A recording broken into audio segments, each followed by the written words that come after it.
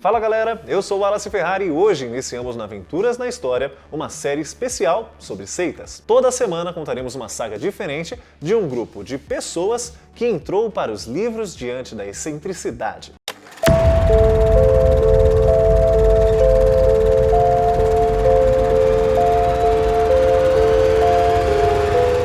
E dando início, contaremos a história daquele que tornaria o pesadelo da era bicho-grilo, Charles Manson. Com um harém de jovens hippies, Manson morava em Hyde-Ashbury, vizinho de Jerry Garcia, conhecido por Grateful Dead, e Janis Joplin, outro ícone do Clube dos 27. No fim de 1967, Charlie colocou sua família num ônibus escolar pintado de preto. No ônibus, nasceu o filho dele, com Mary Brunner. Viajaram sem parar por toda a costa americana do Pacífico, recrutando novos membros para sua seita. Charles destruía suas personalidades, trocando seus nomes e usando drogas e sexo em altas doses. No início de 1968, Charles decidiu que era chegado o momento de sua operação Rockstar. Estacionou seu ônibus em Los Angeles e seguiu com a família em busca de quem descobrisse seu talento como artista. Chegou a gravar um disco usando suas meninas como isca e começou a frequentar os famosos bares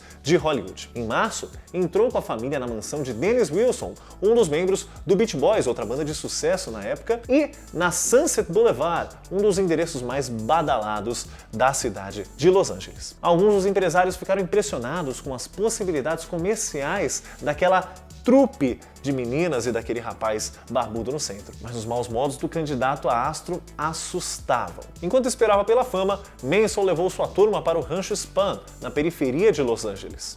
O Spahn era usado como cenário para faroestes de baixo orçamento. A essa altura, a família já era um grande aglomerado com dezenas de jovens, alguns com passagens pela polícia. Cada criança que nascia era separada da mãe, para não criar raízes.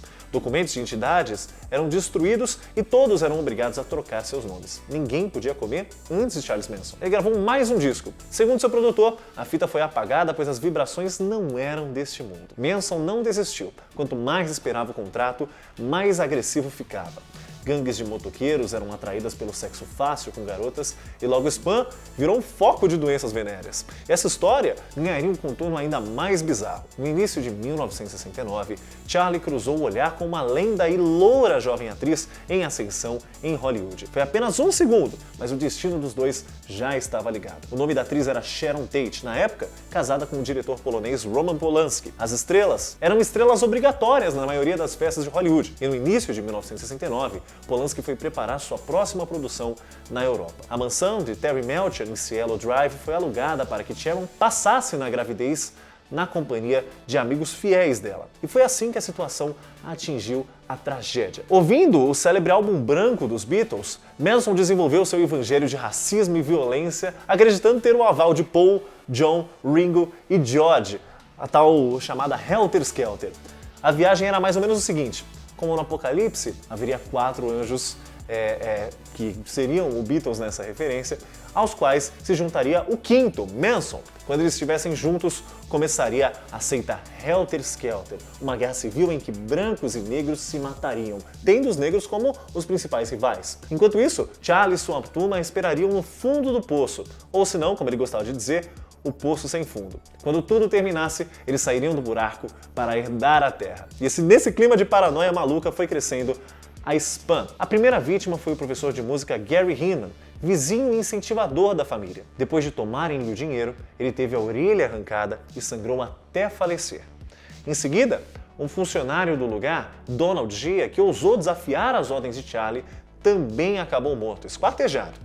Em 8 de agosto de 1969, Charlie decidiu que havia chegado o dia do Helter Skelter. Junto de alguns de seus ajudantes de confiança, deu uma faca a cada um deles e ordenou que a mansão em Cielo Drive 10050 fosse invadida e que lá matassem todo mundo que estivesse por dentro, com crueldade e muito sangue, e que fizessem parecer que os negros fossem os culpados.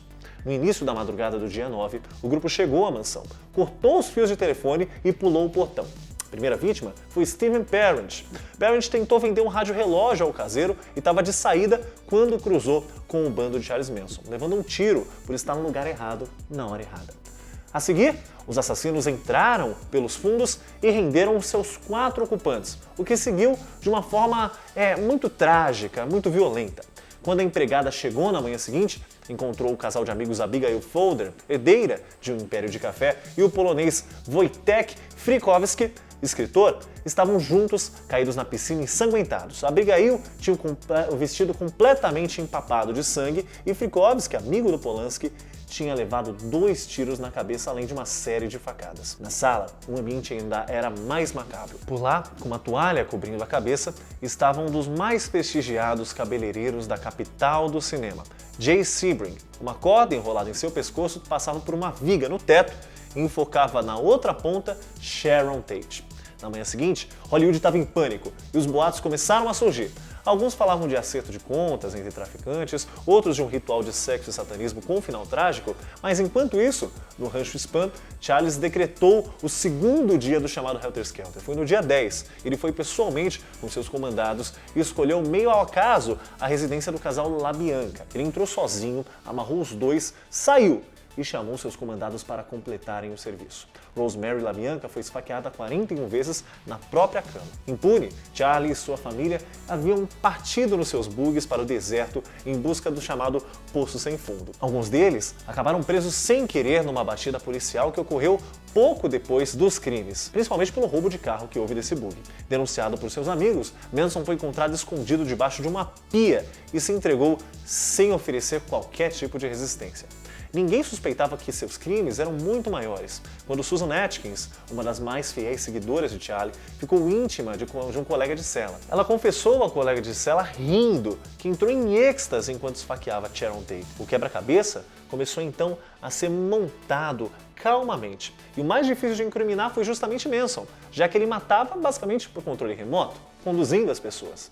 Charles transformou um julgamento num verdadeiro circo de luta contra o sistema para a mídia alternativa. Depois de um longo processo, a promotoria conseguiu a condenação à morte de Charles Manson e de 6 de seus seguidores em 19 de abril de 1971, 618 dias depois do crime em Cielo Drive. No ano seguinte, a pena de morte foi abolida na Califórnia e todos os condenados tiveram sua pena trocada automaticamente por prisão perpétua. Os mais fiéis seguidores de Charlie renegaram o líder e se converteram a igrejas evangélicas. Os crimes que eles cometeram continuam sendo lembrados em livros, músicas, filmes e programas de TV. Manson morreu em novembro de 2019, pouco tempo após completar 83 anos, antes de cumprir a pena no presídio de Cochran, na Califórnia, sem chance de condicional. Você acompanhou mais um dos casos mais quiméricos da história das seitas mundiais, talvez o mais conhecido. E você vai acompanhar diversos outros nas próximas semanas aqui nas nossas páginas do Aventuras na História. Por isso, siga nossas páginas nas redes sociais e se inscreva no canal no YouTube. Eu vou ficando por aqui, até já!